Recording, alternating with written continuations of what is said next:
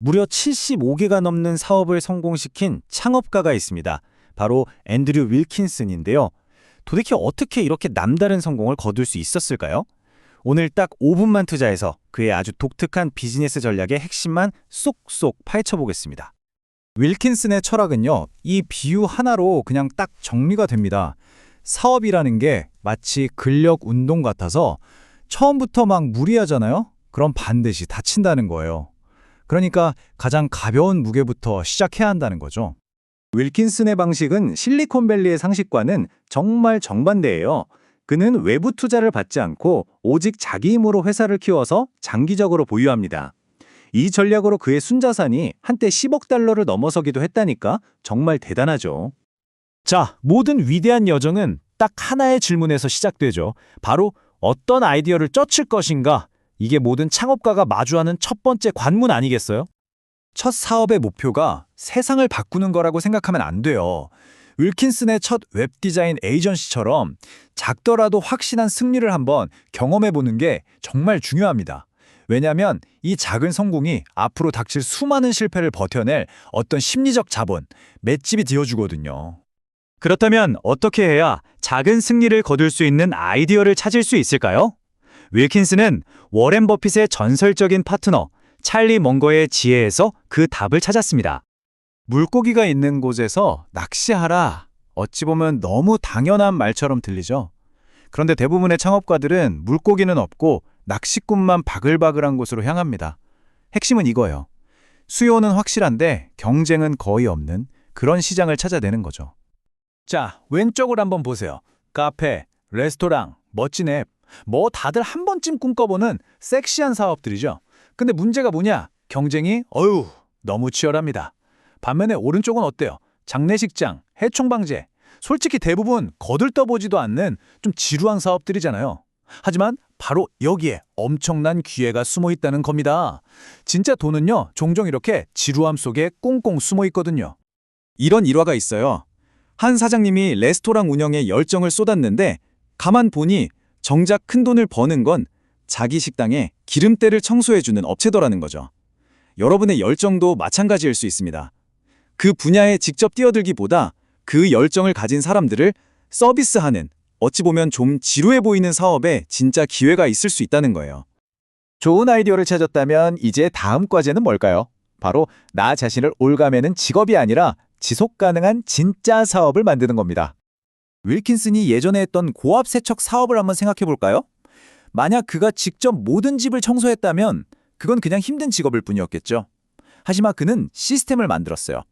핵심은 바로 이겁니다. 당신이 없어도 회사가 돌아가는 시스템을 만들어서 당신이 즐기지 않는 일은 다른 사람에게 맡기는 것.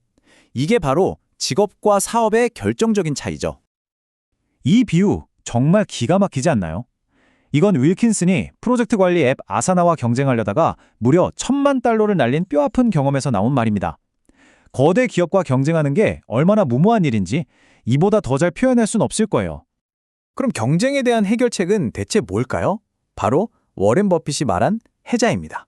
말 그대로 당신의 비즈니스 주위에 아무도 넘볼 수 없는 깊은 방어선을 구축하는 거죠.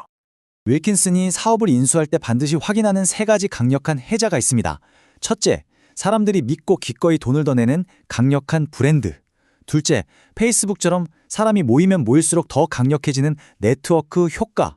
그리고 마지막으로 바꾸기 너무 번거로워서 고객이 도저히 떠날 수 없는 높은 전환 비용. 이 3가지 중 하나라도 있어야 한다는 겁니다.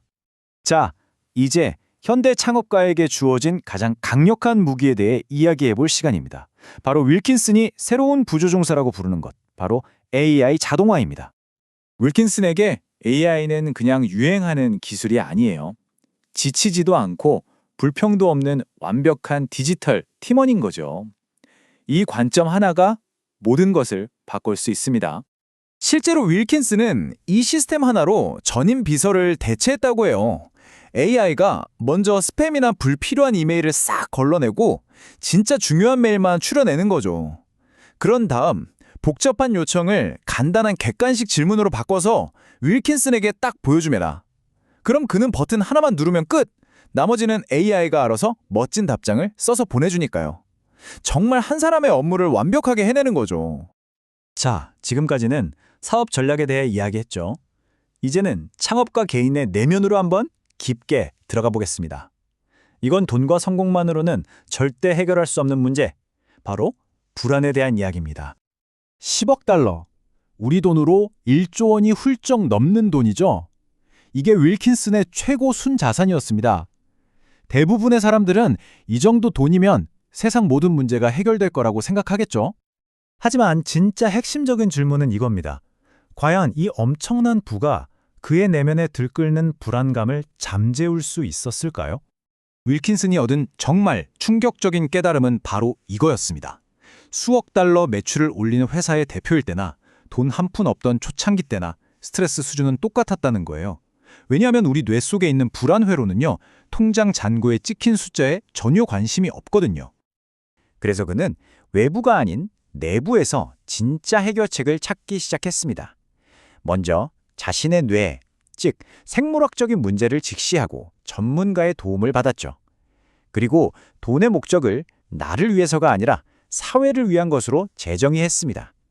마지막으로 더 많은 걸 소유하는 게 결국 더 많은 스트레스를 만든다는 걸 깨닫고 소유를 줄여나가기 시작했어요. 이 한 문장이 윌킨슨의 모든 철학을 요약하는 것 같습니다.